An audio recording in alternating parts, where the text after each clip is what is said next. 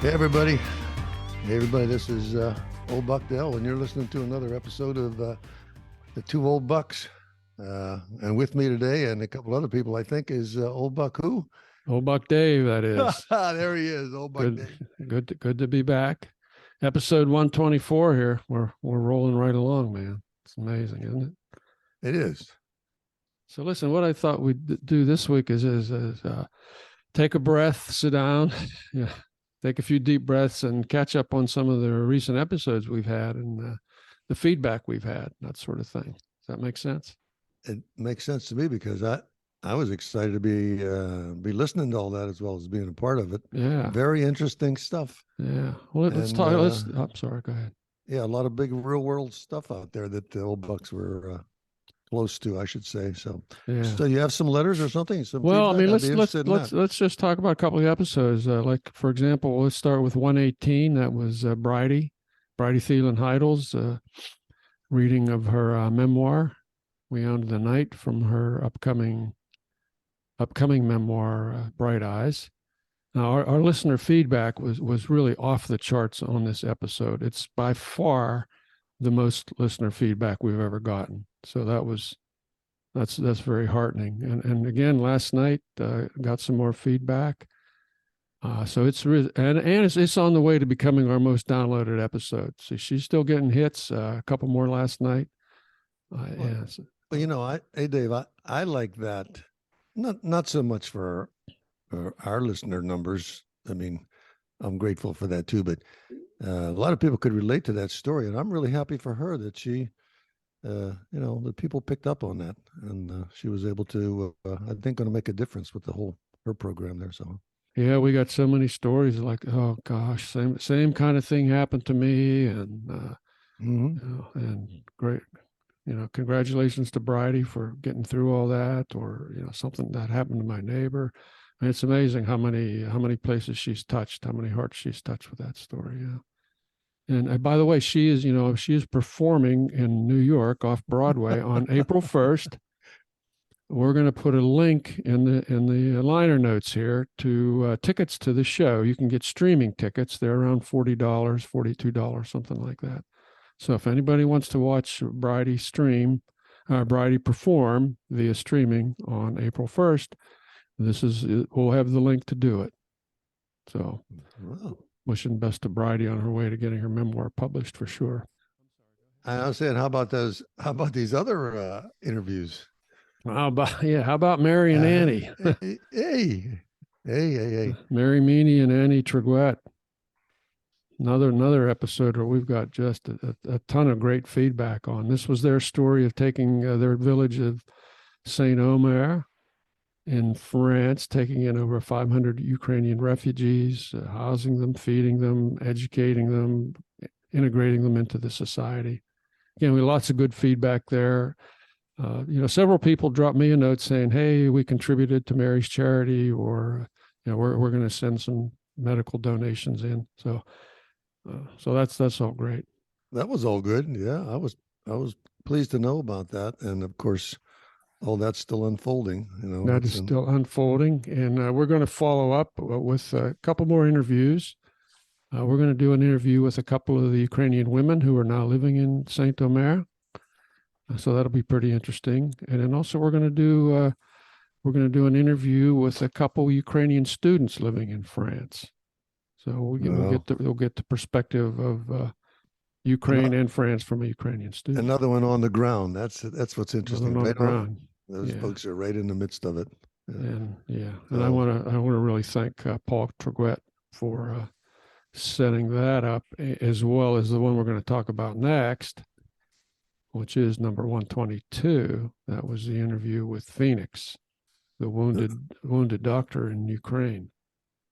Wasn't that a story? Hey, I'm telling you, it's and of course we have that story, heard it, firsthand, and the news is just filled with that stuff.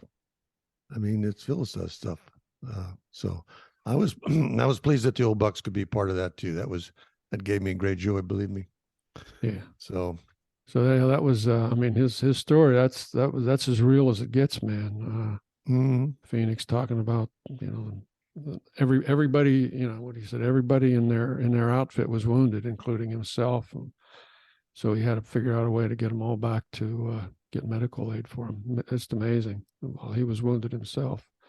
And we want to thank, along with Paul, of course, who I've just mentioned. He's the fellow who funnels medical supplies to Ukraine, and Roland Bartetsko, who is the logistics wizard. That's the title I gave him. I think he likes that title. Who gets the medical supplies through Poland and then gets them distributed to Phoenix and some other frontline doctors as needed. So it's a great streamlined effort. And again, we got a lot of great feedback here. This was not so far not the most downloads. As I said, Bridie is closing in on the most downloads. This one got a ton of downloads also. It's our most widely listened to episode. We've got downloads in 39 countries on this one. So that's like 20% of the countries in the world. We got Australia to Zambia, really all the continents except Antarctica. I don't know if I don't know how many penguins are listening to us, but if they're listening, they're not sending, they're not letting us know.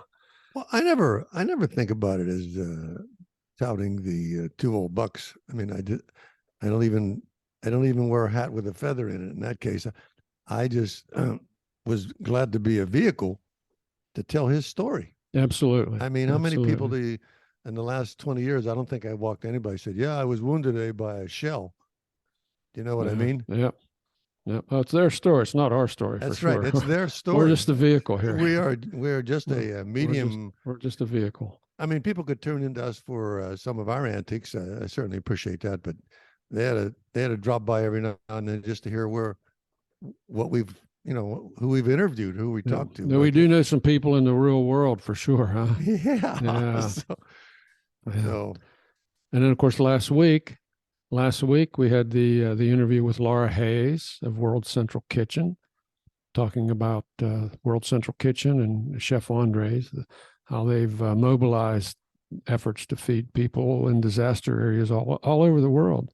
They started in 2010 with the earthquake in Haiti, and since then they have served over 250 million meals to disaster areas such as Ukraine and presently Ukraine and the Turkey-Syria earthquake area, as well as a lot of smaller areas that you really don't even hear about, but they're in there taking care of folks and feeding people. That was another one that I was totally unaware of. You don't see that, you don't see their banner in the news, at least. Yep. And how they organize it, really on the ground, local, with the blessings of the local leaders and et cetera.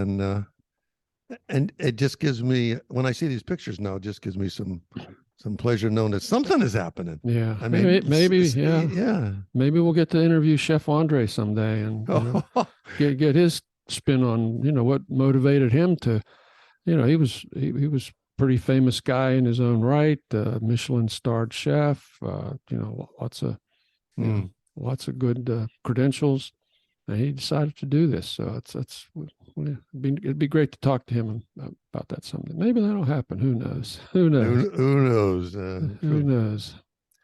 And of course, then next week we've got Bruce Reddick. We'll be interviewing him and his book. He's going to be talking about his book Refraction, which is his memoir about working college summers in the 80s for a maritime company above the Arctic Circle in support of the construction of the Alaska pipeline.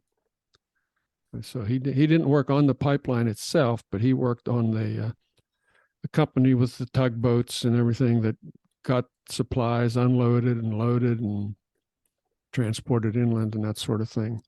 So I read the book. I just finished the book a couple of days ago, or a week ago, I guess. It's really an excellent read. I really liked it. So I really look forward to talking to Bruce. And having worked summers in the steel mill, I could really relate to some of the experiences that he had. So I think it's going to be a good episode.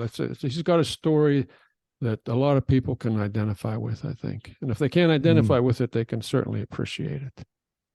Well, they'll be able to read it too. That's a nice thing. We're obviously we're gonna promote his book. It's right. I absolutely endorse it, and we haven't even talked to him yet. So, and then of course, plus we've got Captain Jim. He's promised to come back and tell us some more sea stories.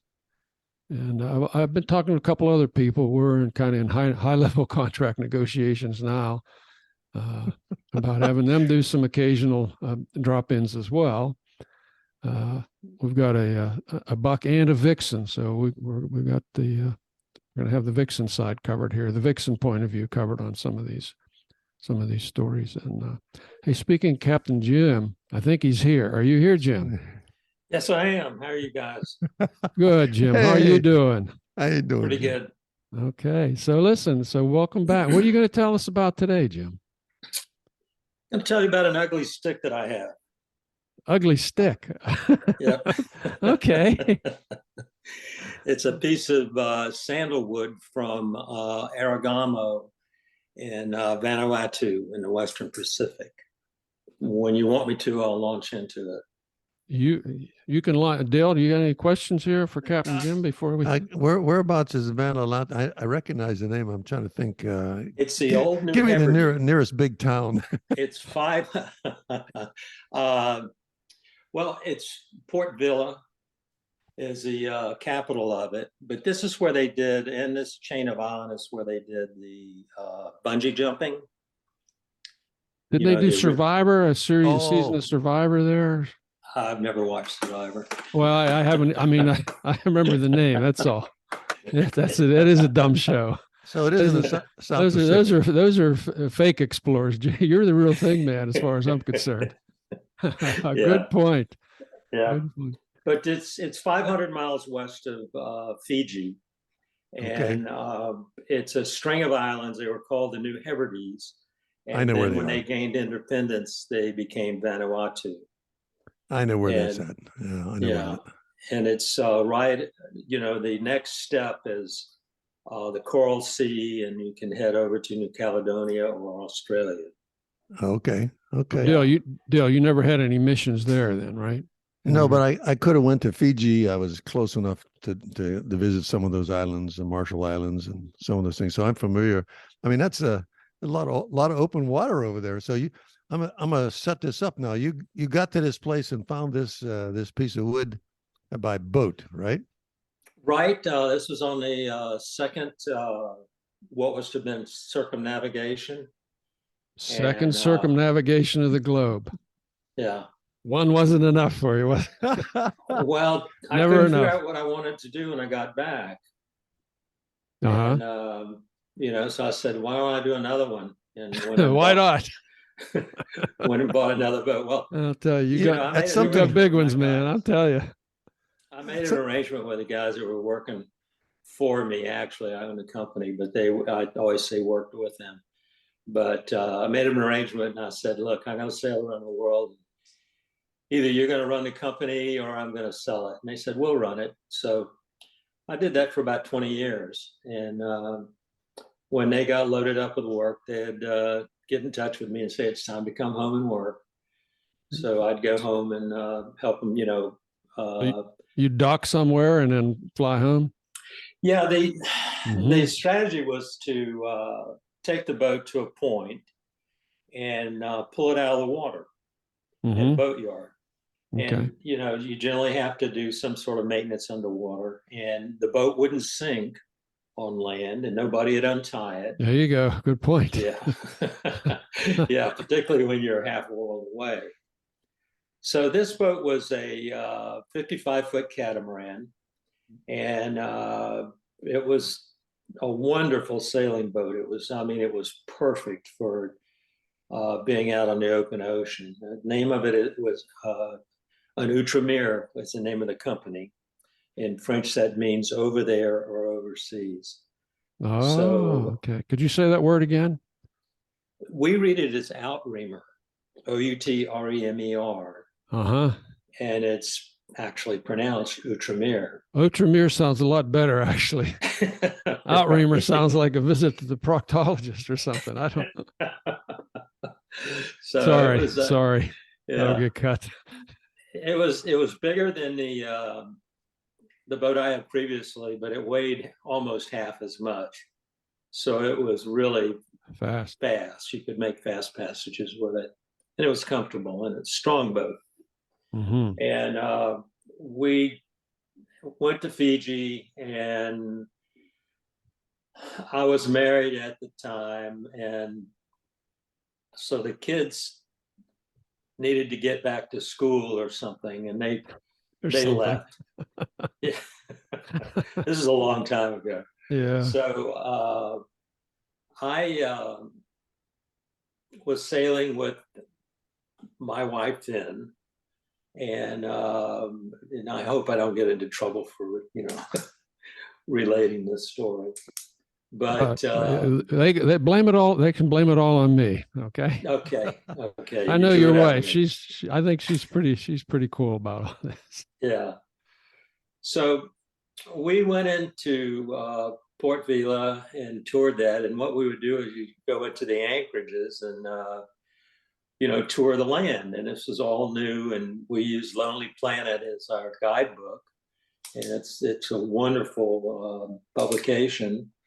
And it's made for people who are, hardy travelers, and gives you the history and places to see. And, at that time, if you had a current edition, it'd be restaurants with names of people that were running the restaurants. Okay. Yeah. Yeah. So we were working south towards an island called Tana, which had an active volcano on it. And Aragama was on the way. So with two people, when you sail a boat in the open ocean, somebody has to be awake all the time to keep watch. You don't want to get run down by a fishing boat, or it's dark. You don't have headlights, so if there's a container, you're gonna, if you're gonna hit it, you're gonna hit it. It's a big ocean, but it's surprising how easy it is for something like that to happen, I think. Yeah, I passed stuff. I mean, within close distance, like NOAA buoys that were set adrift, and things like that would not be fun to. There would be a problem. Yeah. Oh yeah, particularly out there. So we came up to Aragamo on the western side. There's a cove in a village called Unpongar, Unpongar. And there was a river that came down, and it provided shelter for the boat, because the Pacific is not Pacific. It's rough. It's kind of rowdy. And yes, it is. It was misnamed, right? Yeah, he got to it at the he got to it in Panama, where it is calm. And so we anchored up and went ashore, and there's a pretty good sized village, but most of the villages they're lucky if they have cinder block or maybe a tin roof, and a lot of them are just fiber. Mm-hmm. They're made out of palm. Mm-hmm. And the people led a simple life. So we took a tour around the island. It's a beautiful, tropical forested island with mountains, and it's the third largest of the islands over there, but it's not real big, Mm-hmm. And so this is where some of the original sandalwood was discovered by Cook and people after him, and the Aragamans didn't want to cut down their forest, to send to India. And so, do you know what sandalwood is? Yeah, I just know it's a wood. I remember I got a little sandalwood knickknack from my uncle many years ago, and it was. Well, they make incense out of it. They get the distillate out of it, and it's almost like a perfume. Okay. Oh and they yeah, use it. sandalwood fragrance. Okay. Yeah, I'm with you Yeah, now. I'm with you now. yeah. And it's grown in very few places, actually. The one of the kings of Hawaii, they had catamarans too. They went down there and they got a bunch of sandalwood. This was back, in the 1800s. So they were very guarded about who could get sandalwood. And I wanted to buy some. I like to collect things and, just souvenirs. And they wouldn't sell me any. So, that's okay. You don't want to sell it. Okay, that's fine. So we were anchored up one night and we heard this just wailing, this miserable, loud women crying and just grief. It really went on all night. So the next morning, the tender to the sailboat is called a dinghy. So we took the dinghy into to shore, and I asked our guide what had happened, and one of the elders had passed, and everybody was, he was a pretty important person, and everybody was just, really, really, really torn up about that. So we went back to the boat and trying to think of something we could do, and decided to make a bunch of comfort food. And so, we had the provisions, we had, a big galley, and so we made, I don't know, just tray and tray and tray of stuff, like mac and cheese and potatoes, that sort of thing. And Wow. What a great thing to do.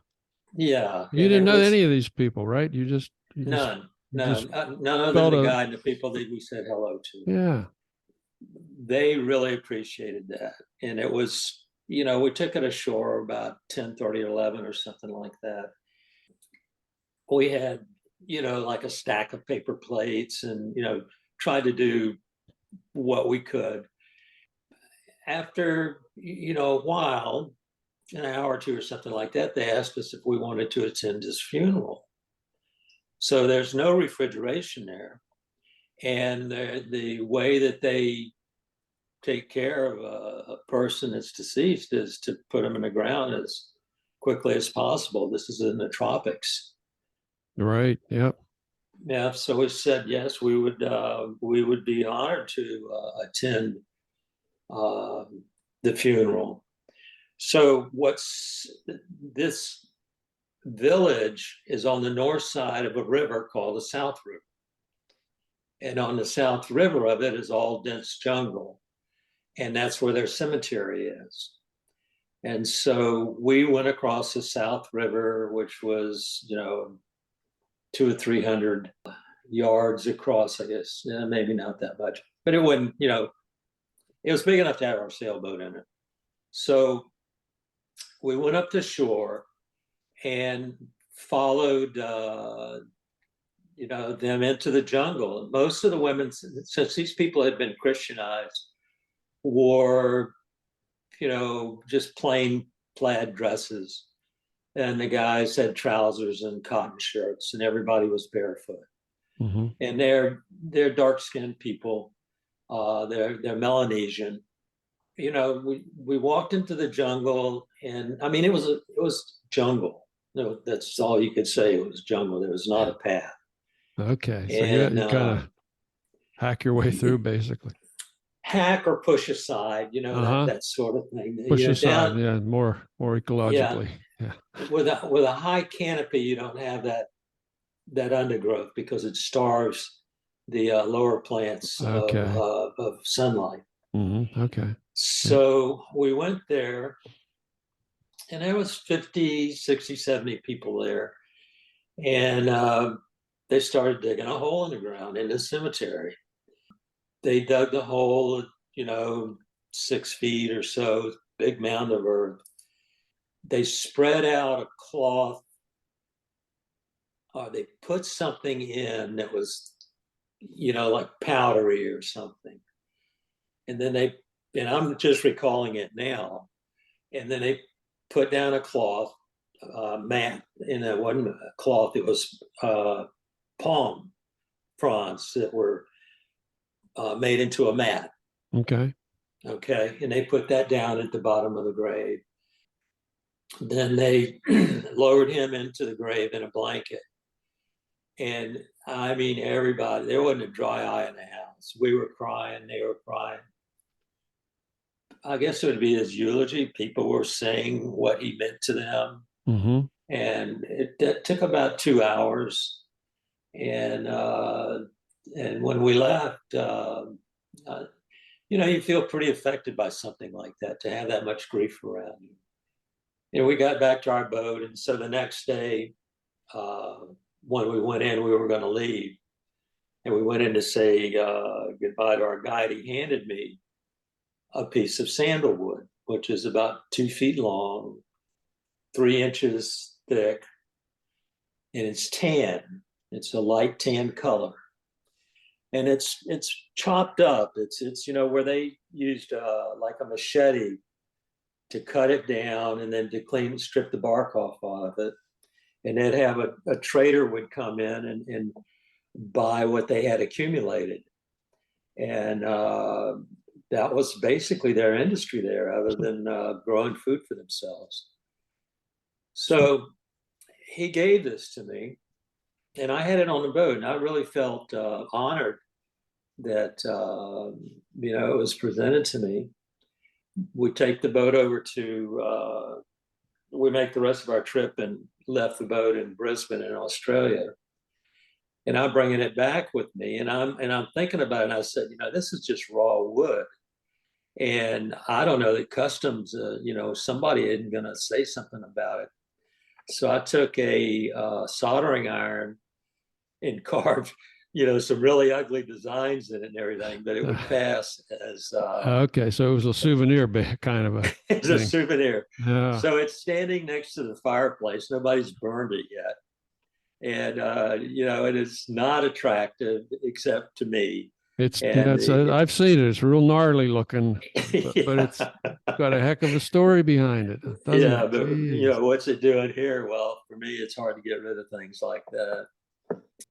Hey, Dave, I was thinking he was going to say, and we pulled into this island, and as we went ashore, my foot struck a piece of wood, and it was sandalwood. No, we got a real story here. Yeah, but I was going to say the piece you have now has a history to it. I mean, that's an amazing adventure. I'm telling you, that kind of stuff. You can only do that once in life, I think. Yeah, it's about 15 years old or a little more. I can still shave it like with a plane, right, and take off a few millimeters of the outside wood, and you can still smell the sandalwood in it. Oh, okay. Yeah, and I do that to when I get kids over and stuff like that. And just shave off so they can smell it, and what they actually do is they get this stuff and they steam it, and they get the essence of sandalwood out of it, and you can get that in bottles. It's called the True Essence. It's something like that, and I use it as an aftershave cologne for a long time. That oil. You bit yourself with a stick, or what? No, it was in a bottle. Okay, it was in a little bottle. Okay. But that's my story of the ugly stick. Oh man, that's a great story. I mean, I know down the road here we're probably going to get some pirate stories and that sort of thing. But boy, talk about a real human interest story. It's like people helping people. We're all different, but we're all the same in the end, aren't we? Yeah. There's, I mean, I wasn't bawling. I mean, I wasn't making a noise, but boy, I was. Oh, you don't have to apologize, Jim. Come on. I was pouring tears. Yeah. And those people, it just, there was a bond that we formed with them, and it's not that they were standing along the shoreline waving as we left, but we went through the village and said, goodbye to everybody that we could see. And they were very happy that we did what we did. And I'm guessing that elder's grandson is telling that story to them as well today. I'll bet. I would think so. That's a great story. Hey, thanks very much, Jim. That's a terrific. Yeah, that's Jim. a terrific starter, man. That's plus. Thanks for the visit. I appreciate that. Okay, thank you. I can think of no better way to end the episode. There's nothing we can do to top that. So I am going to say thank you, Captain Jim, and certainly we're looking forward to more of your stories. Thanks to all our listeners. And so this is Old Buck Dave saying adios, everybody. Yeah, and old Buckdale right along with him saying thanks for listening. And this is Captain Jim signing off. All right, Captain Jim signing off. All right, take care, everybody. Talk to you next week.